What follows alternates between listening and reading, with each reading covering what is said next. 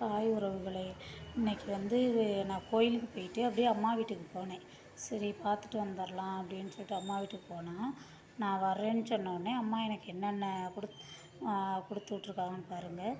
எனக்கு இந்த பச்சை சுண்டைக்காய் பிடிக்கும்னு சொல்லிட்டு சுண்டைக்காய், அப்புறம் பருப்பு கொஞ்சம் கொடுத்துருக்காங்க, அப்புறம் கோதுமை மாவு அரைச்சாங்களாம், கோதுமை மாவு,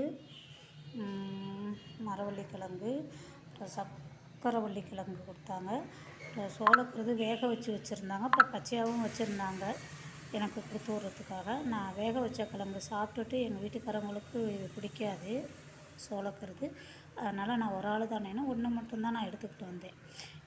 இது மாதிரி உங்களுக்கெல்லாம் யார் யாருக்கெல்லாம் அவங்க அம்மா வீட்டில் இருந்து இப்படியெல்லாம் கொடுத்து அனுப்புவாங்கன்னு சொல்லிட்டு கமெண்டில் சொல்லுங்கள்.